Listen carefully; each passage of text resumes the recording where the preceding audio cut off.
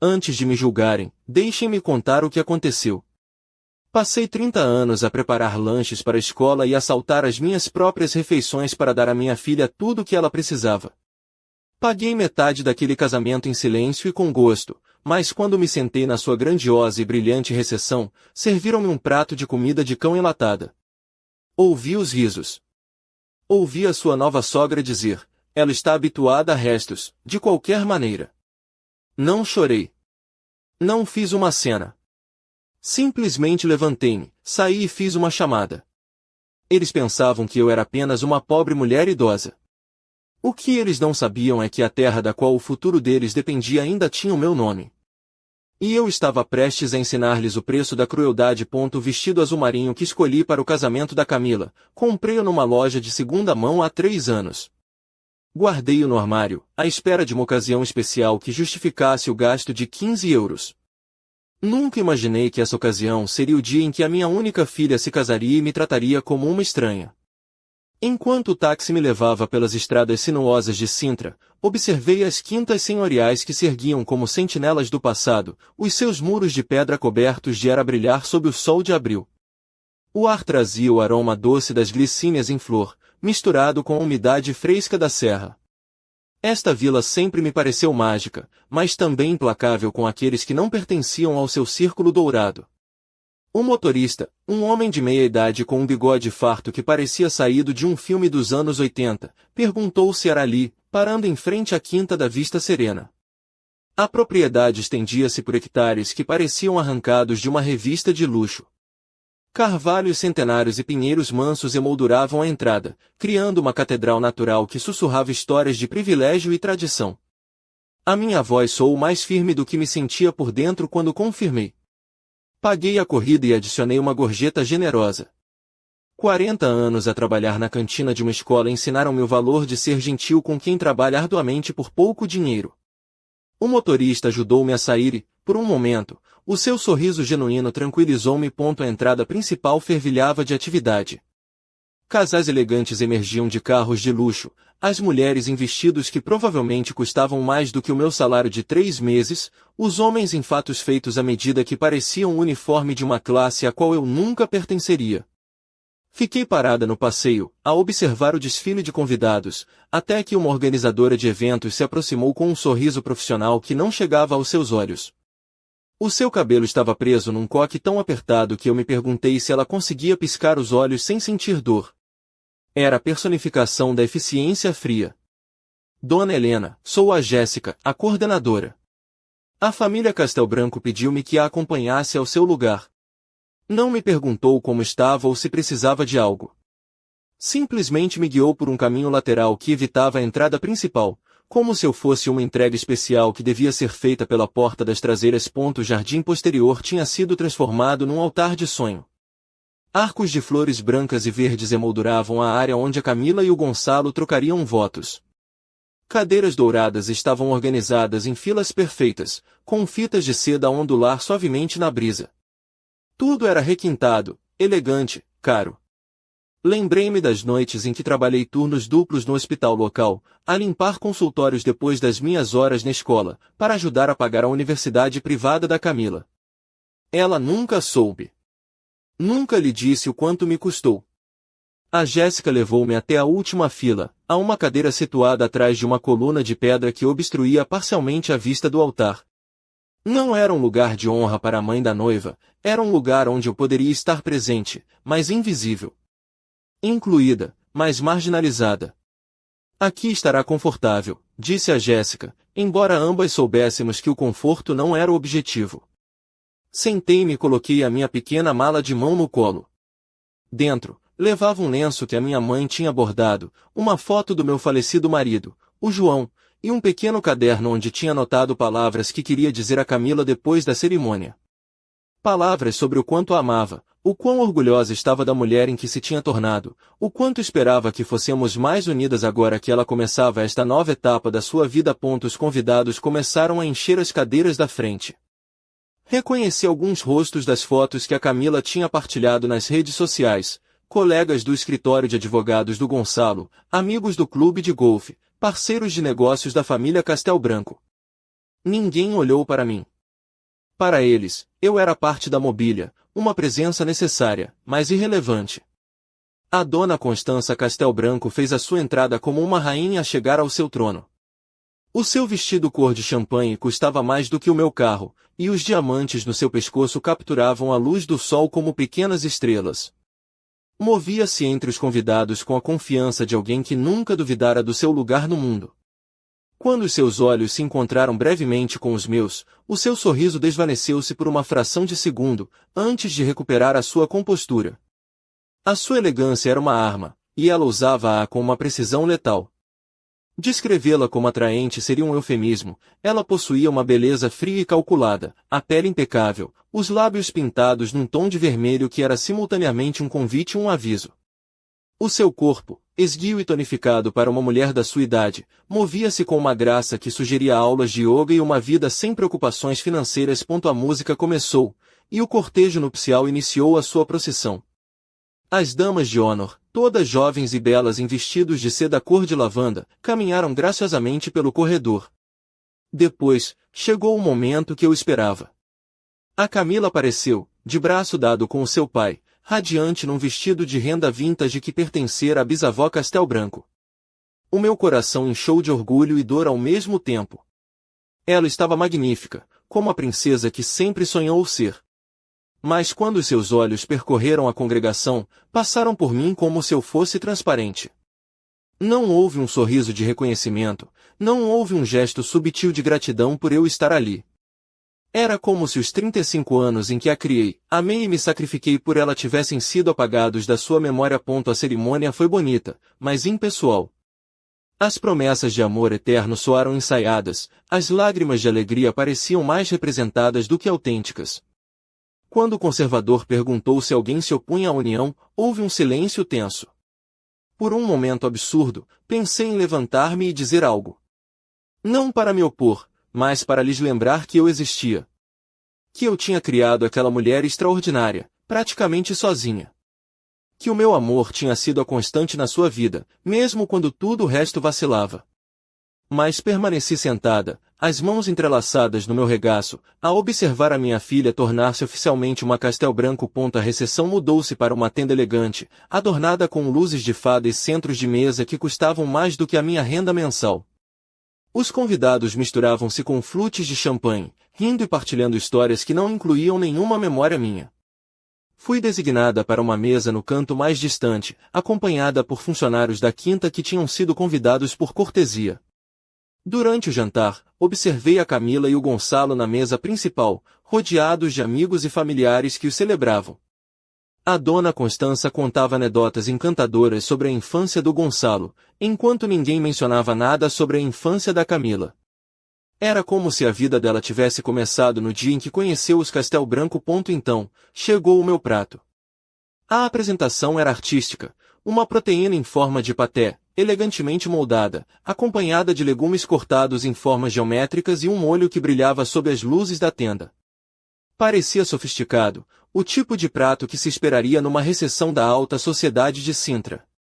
Mas o cheiro pareceu-me familiar de uma maneira inquietante. Dei uma pequena garfada e o meu estômago revirou-se imediatamente. O sabor era inconfundível. Comida de cão enlatada.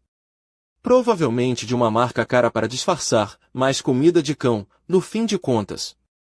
A textura, o sabor metálico, a forma como se desfazia na minha boca, tudo me lembrou as vezes em que alimentei o Faísca, o meu rafeiro alentejano que faleceu no ano passado.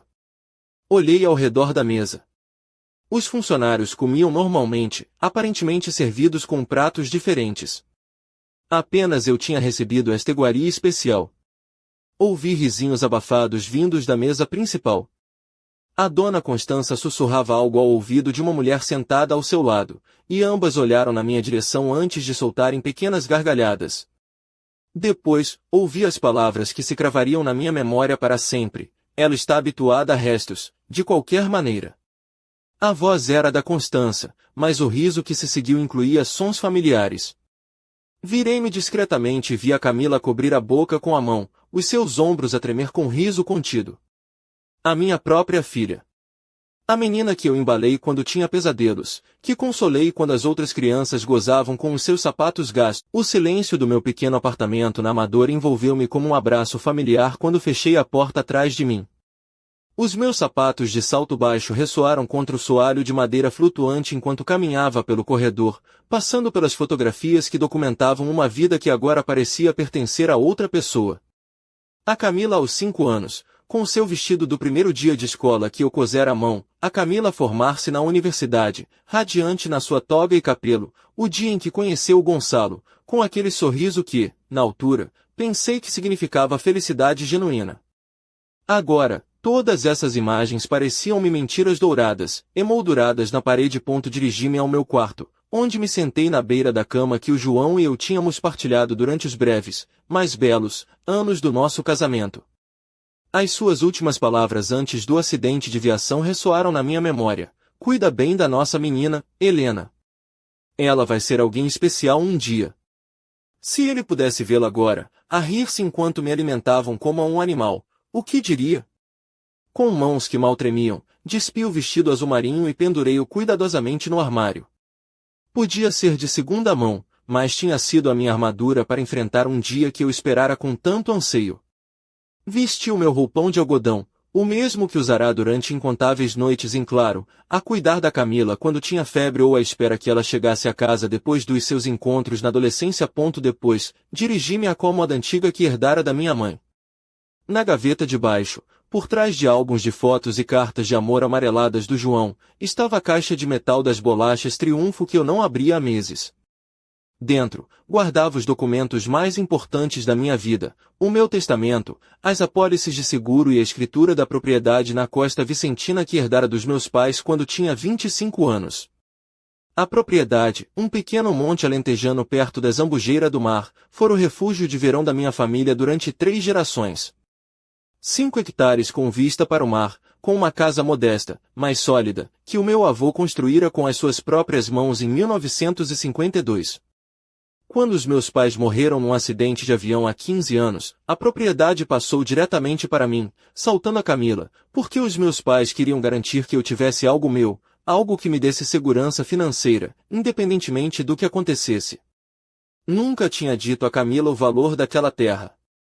Nos últimos anos, com o boom imobiliário e turístico na costa alentejana, aqueles 5 hectares valiam facilmente milhões de euros. Talvez mais. Para ela, era simplesmente a casa dos avós na praia, onde por vezes íamos passar fins de semana quando era pequena, antes de ela decidir que essas escapadelas eram demasiado rústicas para o seu gosto. Tirei a escritura e examinei-a cuidadosamente. O meu nome, Helena Correia Monroe, estava claramente impresso como única proprietária. A Camila aparecia como beneficiária no meu testamento atual, juntamente com a pequena quantia em poupanças que eu acumulara a trabalhar todos aqueles anos extra. Sempre assumi que um dia aquela terra seria dela, que lhe daria a segurança financeira que eu nunca tive. Mas depois desta noite, depois de ver como me tratara, depois de ouvir o seu riso enquanto me humilhavam, algo fundamental mudará na minha perspectiva. Dirigi-me à cozinha e pus água a ferver para um chá. Enquanto esperava, tirei a minha velha agenda telefônica e procurei um número que não marcava há 2 anos. Tiago Neves foi um dos meus alunos mais brilhantes quando eu trabalhava na cantina da escola secundária da Venteira. Era um rapaz tímido e estudioso, filho de imigrantes cabo-verdianos que trabalhavam longas horas num restaurante familiar. Eu costumava guardar-lhe um prato extra e ficava a conversar com ele enquanto ele comia, ajudando-o com os trabalhos de casa, especialmente com português, porque via nele uma centelha de determinação que me recordava a mim mesma. O Tiago formara-se com distinção, conseguirá uma bolsa completa para a Universidade de Lisboa e depois estudará Direito. Agora, tinha o seu próprio escritório, especializado em imobiliário e planeamento sucessório. De vez em quando, enviava-me postais de Natal com fotos da sua esposa e dos seus 2 filhos, incluindo sempre uma nota pessoal a agradecer o que eu fizera por ele na escola. Olhei para o relógio. 10:30 da noite. Demasiado tarde para ligar para o escritório, mas lembrava-me que ele tinha incluído seu número pessoal no último postal, para o caso de alguma vez precisar de alguma coisa. Marquei o número com dedos que já não tremiam. Tinha tomado uma decisão. A voz dele soou alerta, apesar da hora tardia. Sim? Tiago, sou a Helena Monroe. Desculpe ligar tão tarde. Dona Helena! A cordialidade imediata na sua voz tranquilizou-me. Não há problema nenhum. A Sofia e eu acabamos de deitar os miúdos. Como está? Está tudo bem? Estou bem, Tiago. Mas preciso de falar consigo sobre alguns assuntos legais. Teria tempo para se encontrar comigo esta semana? Claro. É urgente? Posso vê-lo amanhã de manhã, se for preciso. A sua imediata disponibilidade para ajudar lembrou-me porque sempre tivera fé nele. Enquanto outros miúdos gozavam com a sua cor de pele ou com os seus sapatos gastos, eu vira o seu caráter. Não é uma emergência, mas é importante. Terça-feira de manhã, dá-lhe jeito? Perfeito. Pode vir ao meu escritório por volta das 10? Fica na Avenida da Liberdade. Estarei lá, Tiago. Ele fez uma pausa. Tenha certeza de que está bem? A sua voz soa diferente. O Tiago sempre fora perspicaz, mesmo como estudante. Conseguia ler as emoções das pessoas com uma precisão inquietante. Tive uma noite reveladora, Tiago. Mas estou bem. Explico-lhe tudo na terça-feira. Cuide-se, e não hesite em ligar se precisar de algo antes disso. Depois de desligar, preparei uma chávena de chá de cidreira e sentei-me à mesa da minha pequena cozinha. A mesma mesa onde ajudara Camila com os trabalhos de casa durante anos, onde tomáramos o pequeno almoço juntas nas manhãs antes da escola, onde lhe dera conselhos sobre rapazes e lhe explicará como gerir uma conta bancária. Peguei numa folha de papel e comecei a escrever uma lista de coisas que precisava de fazer. Primeiro, rever o meu testamento atual com o Tiago. Segundo, explorar opções para propriedade na Zambujeira. Terceiro, organizar os meus outros documentos financeiros. Mas enquanto escrevia, os meus olhos detiveram-se na fotografia do João que eu guardava na prateleira da janela. Era do nosso primeiro aniversário, os dois a sorrir na praia da Zambujeira, com a casa dos meus pais visível ao fundo. Ele tinha o braço à volta dos meus ombros, e eu tinha aquela expressão de felicidade completa que só vem quando sabemos que estamos exatamente onde devíamos estar. Estarias orgulhoso por eu não ter chorado? Perguntei em voz baixa à fotografia. Estarias orgulhoso por eu ter mantido a minha dignidade? Claro que não houve resposta, mas no meu coração, senti que sim, ele estaria orgulhoso. O João sempre me dissera que eu era mais forte do que pensava, mais resiliente do que me dava crédito. Tu tens um núcleo de aço, Helena, costumava ele dizer. Só precisas de te lembrar que ele está aí. Esta noite, eu redescobrira esse núcleo de aço. Acabei o meu chá e voltei para o quarto, onde guardei cuidadosamente todos os documentos de volta na caixa de metal. Na terça-feira de manhã, começaria a tomar controle do meu futuro de uma forma que nunca imaginei ser necessária. Mas antes de me deitar, fiz algo que não fazia há anos. Fechei a porta do meu quarto à chave. Não porque tivesse medo que alguém entrasse, mas porque precisava daquela barreira simbólica. Naquela noite, pela primeira vez em décadas, ia dormir a pensar apenas em mim mesma. Nas minhas próprias necessidades. Nas minhas próprias decisões. Quando finalmente me deitei, não pensei na Camila rir-se na sua recepção de casamento. Não pensei na comida de cão ou nos olhares desdenhosos dos Castel Branco. Em vez disso, pensei na propriedade na Zambujeira do mar, nas ondas que batiam naquela costa há milhões de anos, indiferentes aos dramas humanos, mas constantes no seu ritmo. Amanhã, começaria a construir algo novo sobre os escombros do que fora a minha relação com a minha filha. Não sabia exatamente que forma tomaria, mas sabia que seria algo que honraria a minha própria dignidade e a memória das pessoas que realmente me amaram. Pela primeira vez em meses, adormeci com um sorriso nos lábios. Era pequeno, quase imperceptível, mas real. O sorriso de uma mulher que se lembrará que tinha opções, que tinha poder, e que já não estava disposta a ser invisível. A segunda-feira passou numa névoa de reflexão e preparação. Não atendi quando a Camila ligou 3 vezes, provavelmente a perguntar-se por que razão eu desaparecera da sua recepção. Não abri as mensagens de texto que chegaram de números que não reconhecia, provavelmente amigos ou familiares a perguntar se eu estava bem. Em vez disso, Passei o dia a organizar os meus pensamentos, a rever velhas fotografias e a preparar-me mentalmente para o encontro com o Tiago. Porque eu sabia que, uma vez que começasse este processo, não haveria volta a dar. E, estranhamente, essa certeza enchia-me de paz. Enquanto eu me preparava para minha reunião com o Tiago na terça-feira de manhã, escolhendo a minha blusa mais profissional e garantindo que os meus documentos estavam em ordem, a 60 quilômetros de distância. Na Quinta da Vista Serena, a minha filha e a sua nova família estavam a tomar o pequeno almoço e a planear o meu futuro sem mim. Eu não sabia disto na altura, claro. Só soube dos detalhes semanas depois, quando a Sofia, a prima direita da Camila, me contou o que ouvirá naquela manhã. Mas enquanto eu caminhava para o meu carro, respirando o ar fresco da Amadora e sentindo uma estranha sensação de liberdade, eles já estavam a discutir como dividir o que acreditavam ser seu por direito. A conversa começara na noite anterior, depois de os últimos convidados se terem ido embora da recepção. A Camila, ainda no seu vestido de noiva, mas com a maquilhagem corrida e uma taça de champanhe na mão, perguntara casualmente para onde a mãe tinha ido. Foi-se embora mais cedo, responderá Dona Constança com um sorriso satisfeito. Suponho que não estivesse habituada à sofisticação do jantar. O Gonçalo soltara uma gargalhada. Ah, sério? Deram-lhe comida de cão? Isso é genial, mãe. Foi só uma pequena brincadeira, dissera Constança, embora os seus olhos brilhassem com malícia. Alguém tem de lhe ensinar qual é o seu lugar nesta família. A Camila não me defenderá. Em vez disso, levantara sua taça num brinde silencioso, como se aprovar a humilhação da mulher que a criará fosse parte natural da sua transformação numa Castel Branco. Mas naquela manhã, enquanto se sentavam à volta da mesa de pequeno almoço de mogno que pertencera à família Castel Branco durante 4 gerações, a conversa tomara um rumo mais calculista. Agora que estás oficialmente casada, começara Constança, barrando compota artesanal no seu croissant, precisamos de falar sobre os ativos familiares. O Gonçalo contou-me sobre a propriedade costeira da tua mãe. Os olhos da Camila iluminaram-se.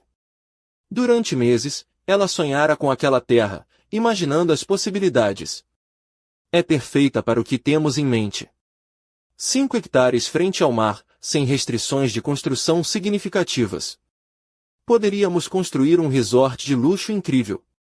O Gonçalo assentira com entusiasmo.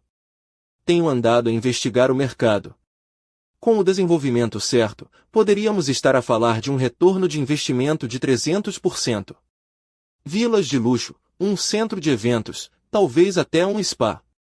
A procura por este tipo de propriedades na Costa Vicentina é insaciável. E a tua mãe está de acordo com isto? Perguntara Constança, embora o seu tom sugerisse que a minha opinião era irrelevante.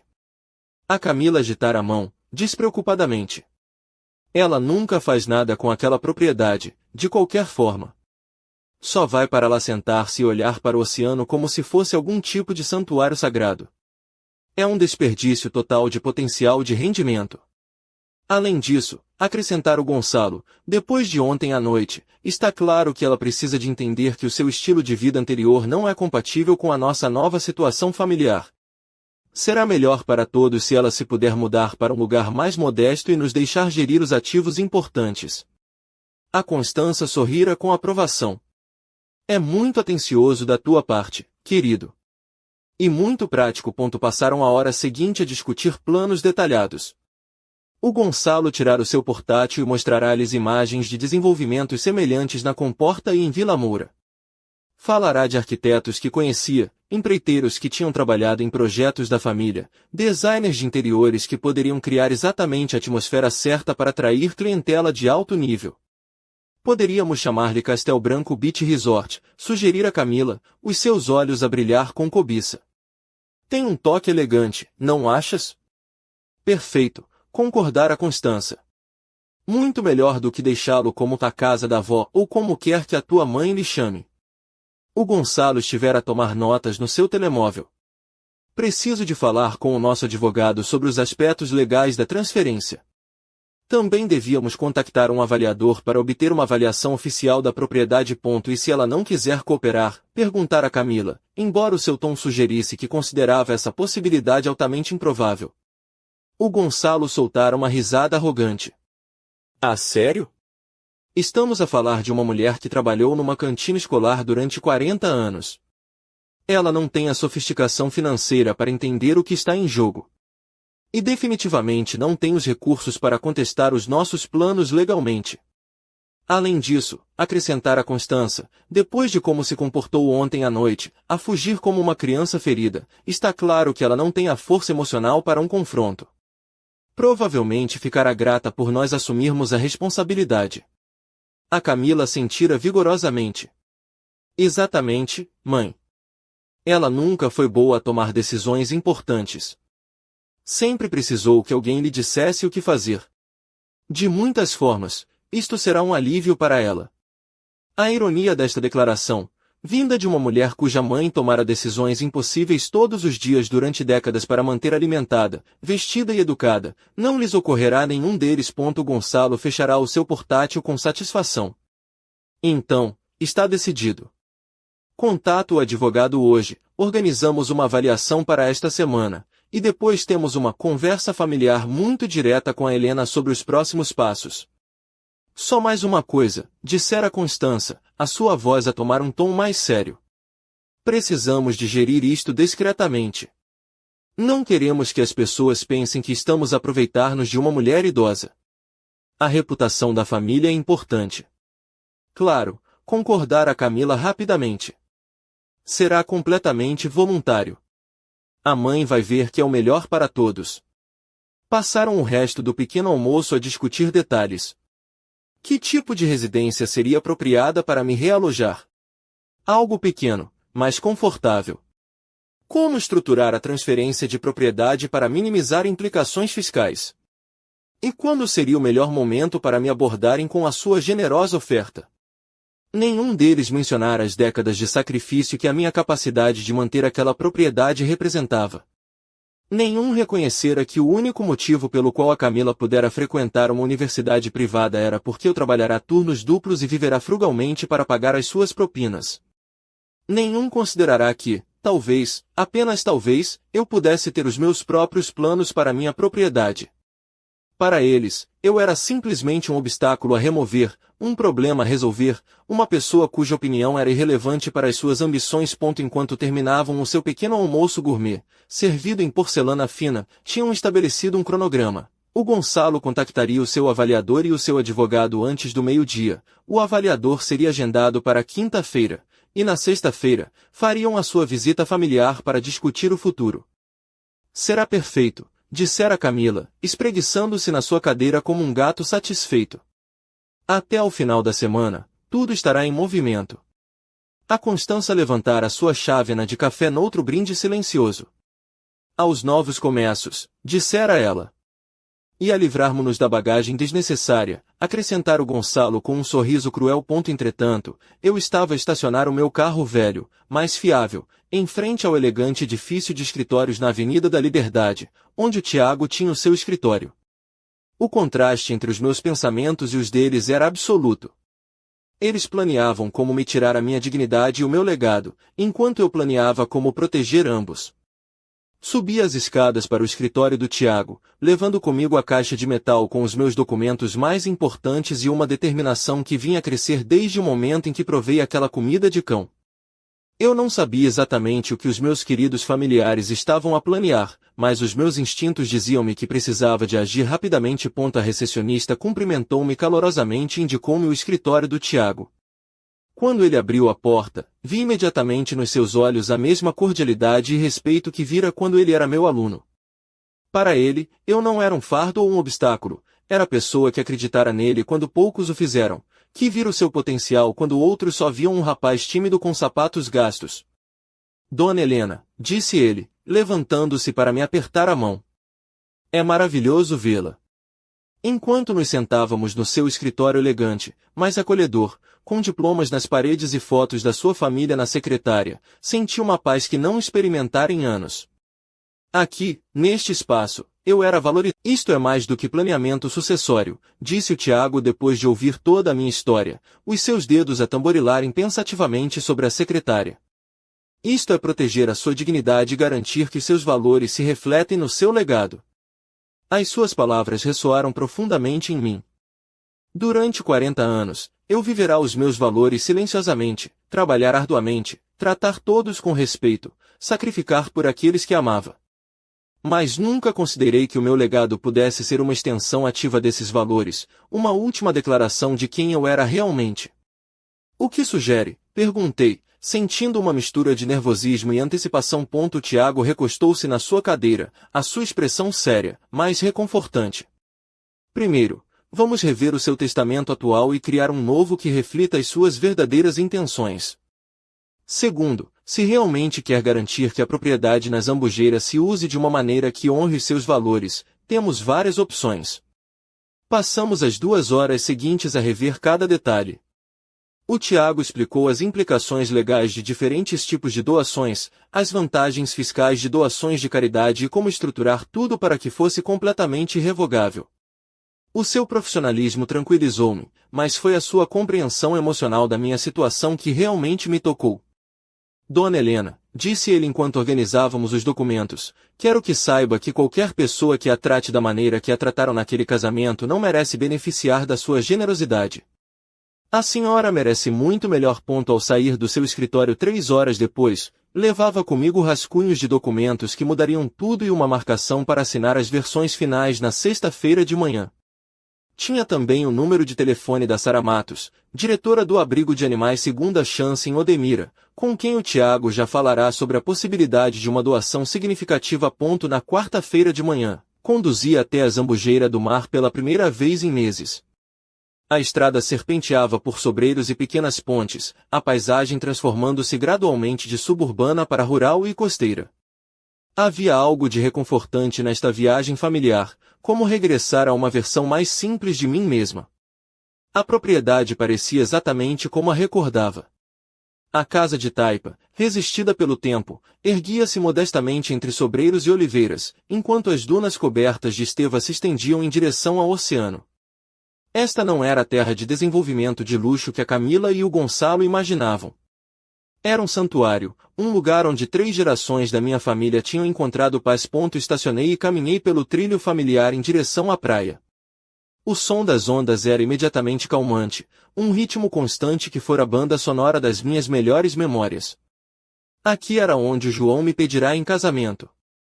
Aqui era onde eu trouxera a Camila quando era pequena, para construir castelos de areia e procurar conchas. Aqui era onde eu viera chorar depois do funeral do João e onde encontrar a força para seguir em frente.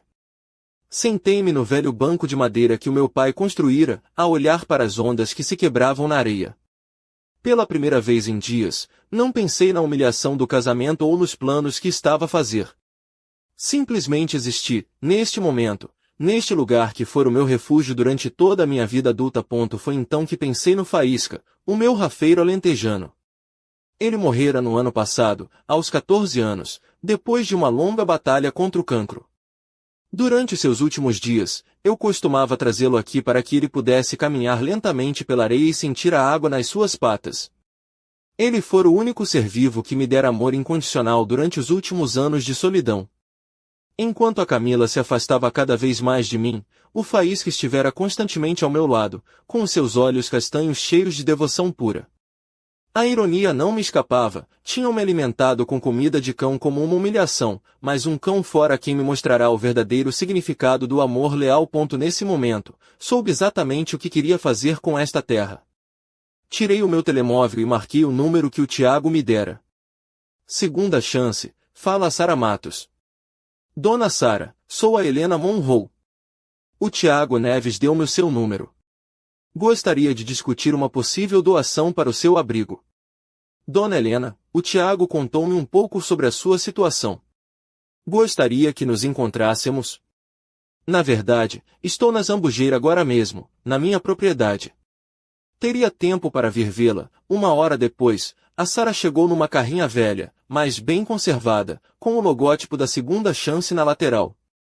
Era uma mulher na casa dos 50, com cabelo grisalho apanhado num rabo de cavalo prático e olhos amáveis que imediatamente me fizeram perceber por que ela escolhera dedicar a sua vida a cuidar de animais abandonados. Isto é lindo, disse ela enquanto caminhávamos pela propriedade.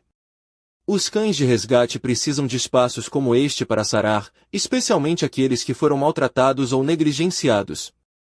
Expliquei-lhe a minha visão, um refúgio especializado para cães mais velhos e aqueles com necessidades médicas especiais, animais que eram frequentemente ignorados noutros abrigos. Queria que fosse um lugar de dignidade e conforto para criaturas que tinham sido descartadas por uma sociedade que valorizava apenas o jovem e o perfeito.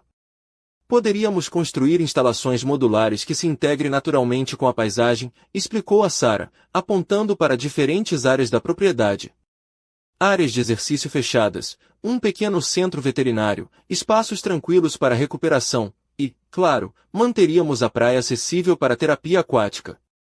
Enquanto ela falava, eu conseguia visualizar tudo, cães mais velhos a caminhar lentamente pela areia, animais feridos a encontrar paz neste espaço sagrado, voluntários dedicados a dar amor a criaturas que o necessitavam desesperadamente. Há uma condição, disse eu finalmente. Gostaria que se chamasse o Refúgio Faísca, em honra do meu cão. Os olhos da Sarah encheram-se de lágrimas.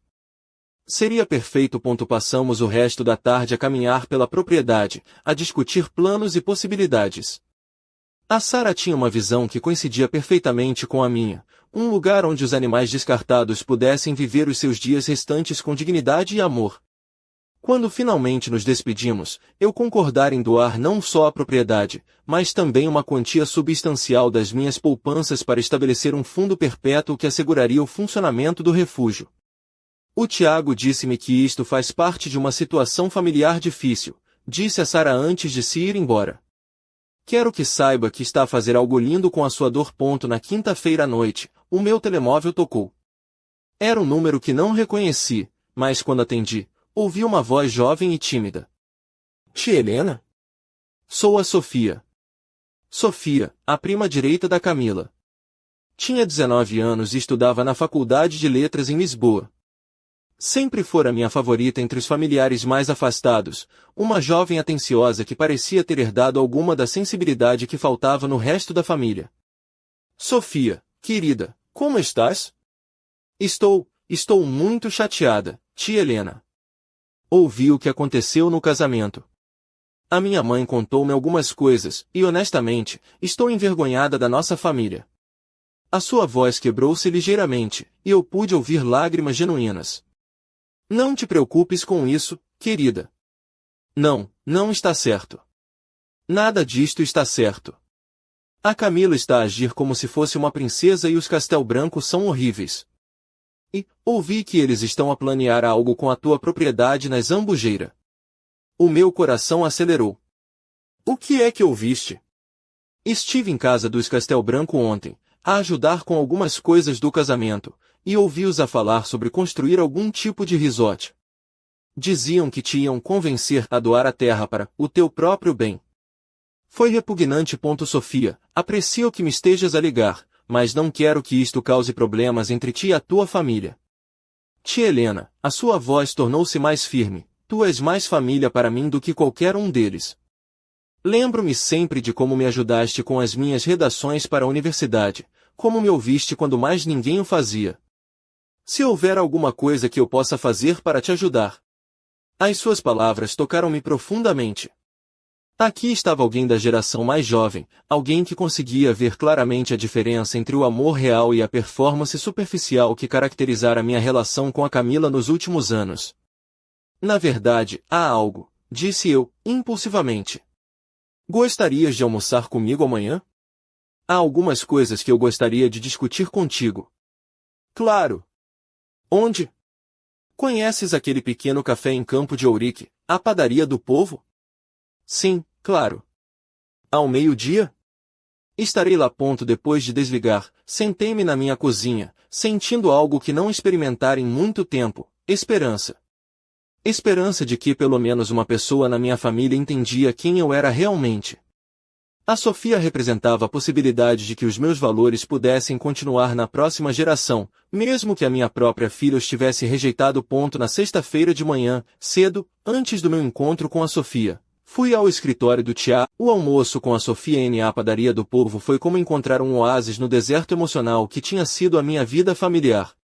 Sentamo-nos a uma mesa junto à janela, onde a luz do sol de Campo de Ourique criava padrões dourados sobre a madeira gasta. A Sofia pediu uma tosta de abacate e um galão, eu pedi a minha habitual sopa de tomate e um pão com manteiga. Comida simples, conversa profunda. Tia Helena, começou a Sofia depois de chegar a nossa comida, preciso de pedir desculpa por toda a minha família. O que fizeram no casamento foi imperdoável. Não precisas de te desculpar pelas ações dos outros, querida. Preciso, sim, insistiu ela, os seus olhos castanhos a brilhar com determinação. Por que alguém da nossa família precisa de reconhecer que eles estiveram mal completamente, absolutamente mal? Contei-lhe sobre as minhas decisões recentes. Sobre o refúgio, sobre o meu Novo Testamento. Observei as suas expressões mudarem de surpresa para compreensão e, finalmente, para algo que parecia orgulho. É perfeito, disse ela finalmente. É exatamente o que o Faísca teria querido. E é exatamente o que tu mereces, que o teu legado reflita quem tu és realmente. Depois do almoço, a Sofia acompanhou-me de volta à casa. Enquanto eu preparava chá na minha pequena cozinha, ela examinou as fotografias nas minhas paredes com uma nova perspectiva. Olha para todas estas fotos da Camila, murmurou ela. A formatura dela, os prêmios escolares, os aniversários dela. Há alguma foto tua a ser celebrada? A pergunta apanhou-me de surpresa. Revisei mentalmente as paredes da minha casa e dei-me conta de que ela tinha razão. 40 anos da minha vida, documentados exclusivamente através das conquistas da minha filha, como se a minha existência só fosse válida em relação a ela. Nunca pensei nisso, admiti. Esse é exatamente o problema, disse a Sofia suavemente. Tornaste-te invisível, até para ti mesma. Naquela tarde, depois de a Sofia se ir embora, sentei-me na minha sala a pensar nas suas palavras. Ela tinha razão. Em algum momento durante os anos de maternidade solitária, sacrifício constante, eu deixará de me ver como uma pessoa completa e tornará-me simplesmente a mãe da Camila. O meu telemóvel tocou, interrompendo as minhas reflexões. Era um número desconhecido. Dona Helena Monroe? Sou a Joana Vilar, do Correio da Manhã. Estamos a preparar um artigo sobre filantropia local e soubemos da sua generosa doação ao abrigo Segunda Chance. Teria uns minutos para falar? O meu estômago contraiu-se. Não esperara que a notícia se tornasse pública tão rapidamente. Como souberam da doação? A Segunda Chance emitiu um comunicado de imprensa esta manhã, a anunciar a doação de 5 hectares frente ao mar para estabelecer o Refúgio Faísca. É uma história linda, Dona Helena. Poderia contar-me um pouco sobre a sua motivação? Com o coração a bater rapidamente, dei uma breve entrevista, focando-me no meu amor pelos animais de resgate e na memória do Faísca. Mantive os meus comentários positivos e evitei qualquer menção a problemas familiares. Mas eu sabia que, assim que o artigo fosse publicado, os Castel Branco saberiam que os seus planos tinham sido completamente frustrados. Não tive de esperar muito. No sábado de manhã, o artigo apareceu na seção de notícias locais, com o título Filantropa local doa propriedade costeira valiosa para refúgio de animais. Incluía uma foto da propriedade na Zambujeira e citações da Sara Matos sobre os planos para o refúgio. O meu telemóvel começou a tocar às 8h30 da manhã. Era Camila. Deixei ir para a caixa de correio. Depois outra vez, e outra vez. Finalmente, decidi atender a 4ª chamada. Mãe. A voz da Camila era tensa, forçadamente controlada. Precisamos de falar. Agora. Bom dia, Camila. Como estão tu e o Gonçalo? Não me venhas com educação falsa. O que é isto sobre doar a propriedade da Zambujeira? Tem de ser um erro. Não é um erro. Doei a propriedade ao refúgio Segunda Chance. Vai ser um lugar lindo para cães de resgate. Houve um silêncio longo. Depois, não podes fazer isso. Essa propriedade está destinada para a família. É minha propriedade, Camila. Sempre foi a minha propriedade. E posso fazer com ela o que considerar correto. Mas, nós tínhamos planos. Que tipo de planos? Outro silêncio. Evidentemente, a Camila percebia-se de que admitir que tinham estado a planear apoderar-se da minha propriedade sem o meu conhecimento não a faria parecer muito bem. Planos, para desenvolver.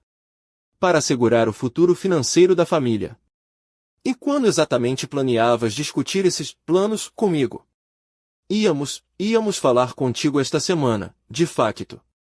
Depois de já terem contactado advogados e avaliadores. Desta vez, o silêncio foi muito mais longo. Finalmente, como é que soubeste disso? Tenho as minhas fontes. Assim como tu tens as tuas para a comida de cão. Isso foi só uma brincadeira. Não foi nada pessoal. Alimentar a tua mãe com comida de cão no teu casamento não foi pessoal? Permitir que a tua nova família me humilhe publicamente não foi pessoal? Mãe, estás a exagerar. Estás a ser dramática. Não, Camila. Pela primeira vez na minha vida, estou a ser honesta. E a verdade é que me trataste de uma maneira imperdoável. E agora estás chateada porque não podes beneficiar financeiramente dessa crueldade. Não podes simplesmente deitar fora milhões de euros. Aí está, disse eu, tranquilamente. É só isso que te importa. O dinheiro. Isso não é verdade. Quando foi a última vez que me ligaste só para saber como eu estava? Quando foi a última vez que me convidaste para almoçar sem quereres algo? Quando foi a última vez que me disseste que me amavas, sem que fosse uma resposta automática a eu dizê-lo primeiro? Silêncio. Não consegues responder porque não te lembras. E eu também não. Mãe, podemos consertar isto? Não. Não podemos. Algumas coisas não se podem consertar, Camila. Algumas coisas simplesmente revelam quem nós somos realmente. Desliguei o telemóvel. Durante as horas seguintes, o telefone tocou constantemente. A Camila ligou mais 12 vezes. O Gonçalo ligou 6 vezes. Até a dona Constança ligou 3 vezes, a sua voz na caixa de correio alternando entre condescendente e furiosa. Não atendi nenhuma dessas chamadas. Em vez disso, comecei a fazer as malas. Durante anos, eu estivera a adiar decisões sobre o meu futuro, assumindo que, de alguma forma, as coisas com a Camila melhorariam, que encontraríamos uma maneira de nos reconectarmos. Mas agora, apercebia-me de que estivera à espera de algo que nunca ia acontecer. A Camila escolher uma vida que não tinha lugar para mim, exceto como uma fonte de recursos a explorar. Era hora de eu também escolher uma vida nova. Naquela tarde, enquanto dobrava cuidadosamente a minha roupa e decidia que fotografias valia a pena conservar, o meu telemóvel tocou com um número que não reconheci. Era a Sara Matos. Helena, não queria incomodá-la, mas pensei que devia saber que recebemos algumas chamadas interessantes hoje. Que tipo de chamadas? Um advogado chamado Gonçalo Castelbranco contactou o nosso escritório esta manhã, a exigir que parássemos qualquer trabalho na propriedade até que certos assuntos familiares pudessem ser resolvidos.